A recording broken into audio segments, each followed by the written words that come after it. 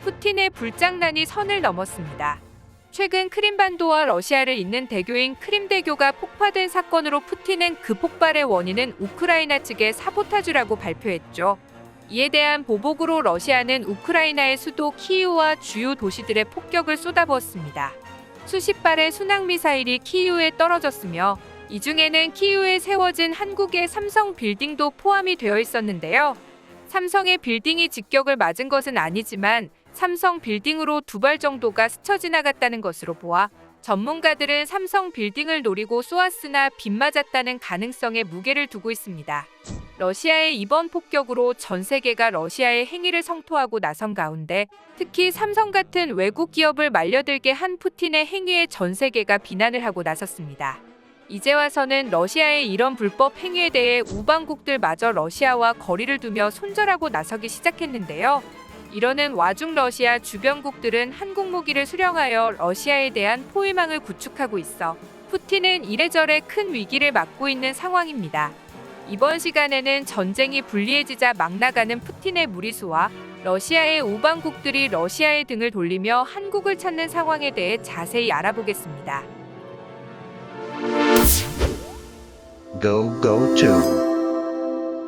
우크라이나를 침공했던 푸틴의 러시아 군대는 최근 몇 달간 우크라이나에서 큰 성과를 내지 못했고 최근 몇 주 동안에는 리만 등 자신들이 점령한 지역을 우크라이나에게 탈환당하기도 했죠.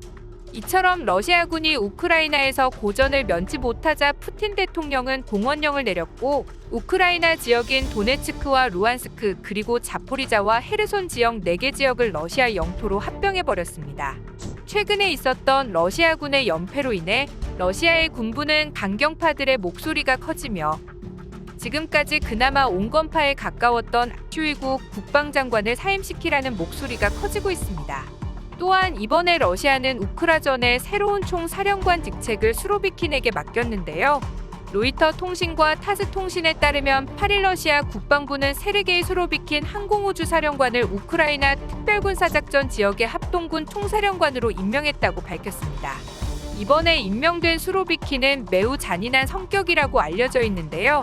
영국 가디언지는 러시아 정치학자이자 사회학자인 그리고리 유딘의 말을 인용해 소련을 부활시키려는 이번 마지막 발악을 이끄는 것이 세르게이 수로비킨이라는 점은 매우 상징적이라고 분석했습니다.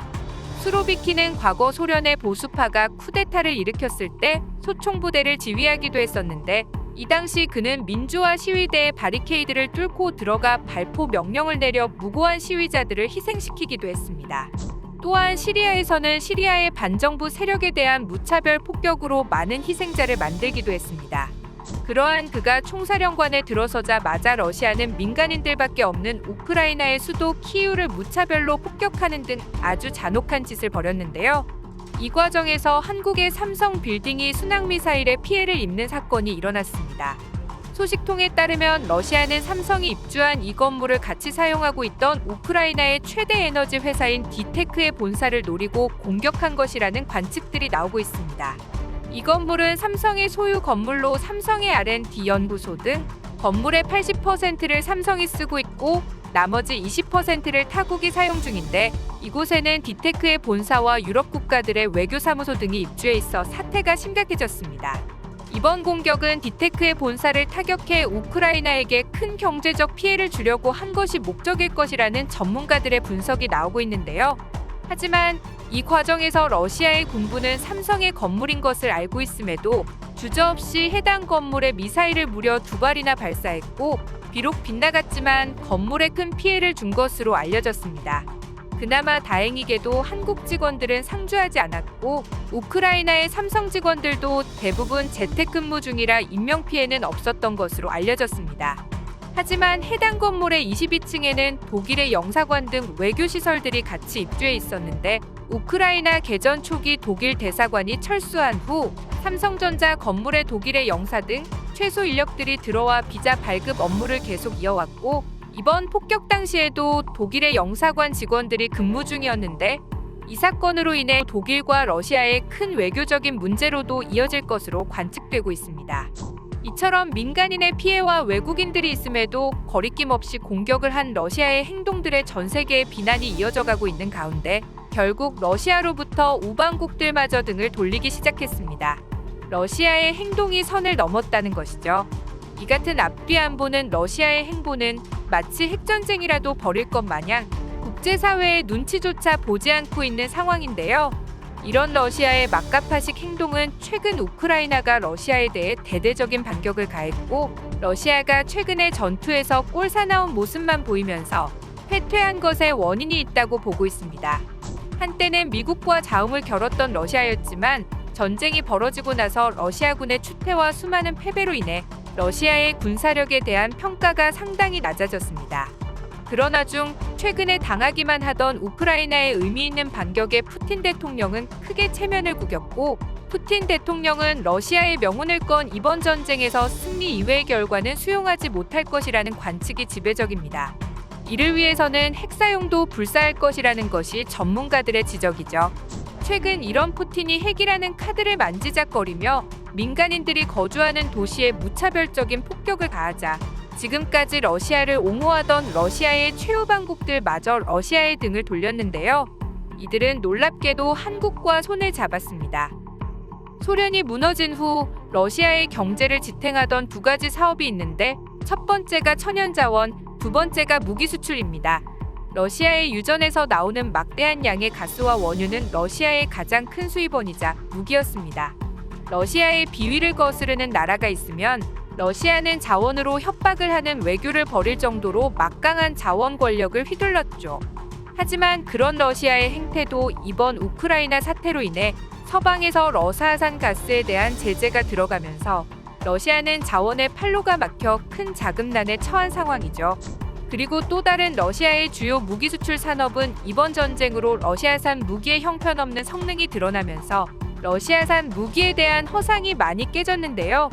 그런데 이 덕분에 놀랍게도 한국의 무기의 성능이 주목을 받으며 러시아산 무기 대신 한국 무기가 오히려 주목을 받고 있는 상황이 되었습니다. 지금까지 러시아제 무기를 구매했던 많은 나라들이 이제는 성능이 뛰어난 한국 무기로 시선을 돌리고 있는 중이죠. 러시아는 러시아 경제를 지탱하는 무기 시장에서 한국 무기에 밀리며 경쟁력을 점점 잃고 있습니다. 오히려 이번 우크라이나 사태로 인해 무기 시장에서 가장 큰 주목을 받게 된 것은 한국 무기인데요. 이번 폴란드의 한국 무기 구매로 인해 한국 무기의 효용성이 드디어 세계적으로 알려지게 되었는데요. 우수한 성능과 그에 비해 착한 가격으로 두 마리 토끼를 다 잡았다고 알려진 한국 무기는 유럽 각국에서 독일제 무기를 밀어내고 한국제 무기 도입을 검토하게 만들고 있습니다. 심지어 생산마저 매우 빨라 이번에 폴란드에 들어갈 K2 흑표 전차는 주문한 지 60일 만에 벌써 1차분 180대에 대한 생산이 끝난 상태이며 현재 테스트 중이라 이번 테스트가 끝나면 빠르게 선적해서 폴란드에 배치될 예정입니다. 그야말로 번개 같은 속도로 무기 공급을 해주고 있는 것인데요. 특히 이 성능과 가격, 그리고 생산 속도는 기존의 유럽의 전차를 대규모로 공급했던 독일에서는 절대 따라하지 못할 엄청난 성과이죠. 한국의 흑표와 비슷한 성능으로 알려진 독일제 레오파드 전차는 가격이 흑표보다 3배나 비싸며 생산 속도도 느려 폴란드가 주문을 했다면 1차분 180대를 받는 데만 적어도 4년에서 5년 후에나 물건을 받아볼 수 있을 정도로 생산이 심각하게 느린 상황입니다. 1000대를 모두 도입하려면 못해도 20년은 좋게 걸릴 것으로 볼 정도이죠. 한국의 엄청나게 빠른 무기 생산 속도는 현재 러시아로 인해 비상이 걸린 많은 유럽 국가들이 독일제 무기 대신 한국제 무기를 선택하게 만들고 있습니다. 최근 한국제 전차와 독일제 전차를 저울질하던 노르웨이가 한국의 흑표를 구매하는 쪽으로 기울어지면서 노르웨이 국방부 병기총국이 한국의 방사청과 군수공동위원회를 개최하여 흑표를 포함한 많은 한국 무기에 대한 구매를 적극적으로 논의 중입니다. 또한 노르웨이는 초창기 계획보다 더 많은 무기를 구매할 예정이라고 하는데요. 노르웨이 국방부 관계자의 설명에 따르면 러시아의 위협으로부터 자국을 지키기 위해서는 한국 무기가 더 많이 필요하다는 것입니다. 또한 러시아와 인접해 있는 많은 국가들이 한국 무기 구매를 요청하고 있습니다. 폴란드부터 시작해 라트비아, 에스토니아, 핀란드, 슬로베니아, 체코, 루마니아 등이 현재 한국 무기를 사기 위해 적극적으로 문의 중인 것으로 알려졌습니다. 한시라도 빨리 구매하지 않으면 무기를 제때 못 받을 수 있다는 긴장감도 자리하고 있는데요. 이들이 모두 한국제 무기를 구매하게 된다면 러시아의 주변국들이 한국제 무기로 무장하여 러시아를 포위하는 형국이 만들어지게 됩니다. 러시아로서는 상당한 위협을 받게 되는 셈이죠. 이렇게 러시아가 한국제 무기들로 포위당하는 상황이 만들어지는 와중 러시아의 최중요 우방국 중 하나인 인도가 더 이상 러시아의 편을 들지 않으며 러시아로부터 등을 돌려 한국과 함께 하려는 움직임을 보이고 있습니다. 인도는 러시아의 우방국이었던 만큼 군사적으로도 러시아제 무기로 많은 무장을 하고 있던 나라인데요. 그런 인도가 이제는 탈러시아를 시작해 러시아제 무기를 도입하려는 계획을 전면 수정하여 한국제 무기로 자국을 방어하기로 결정했습니다. 최근 인도는 러시아제 T-90 전차를 대규모 도입하려는 계획을 전면 폐지하고 한국의 흑표 전차를 도입하려는 사업으로 전면적으로 사업을 개편 중에 있습니다. 러시아의 무기에 실망한 인도가 한국산 무기로 결정한 것이죠. 거기다 인도는 과거 한국에게 K9 자주포 100대를 구매한 이력이 있는데요. 여기에 더해 200대를 추가 구매하겠다고 밝혔습니다. 이제는 무기부터 탈러시아를 진행하면서 새로운 파트너로 한국을 찾고 있는 것이죠. 이 같은 한국 무기의 행보로 러시아는 점점 입지가 줄어들고 있습니다. 최근 한국 무기 수출의 행보가 심상치 않게 크게 성장하고 있는데요.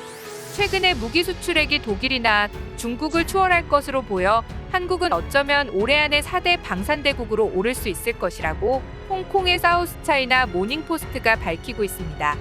아이러니하게도 한국의 이런 방산 시장의 성장에는 러시아의 공이 가장 큰데요. 러시아가 저지른 전쟁으로 인해 위기를 느낀 많은 나라들이 한국 무기를 알게 되었고 한국 방산이 커지는 계기가 되며 러시아 주변의 유럽 국가들이 한국 무기로 무장을 하는 상황까지 와버렸습니다.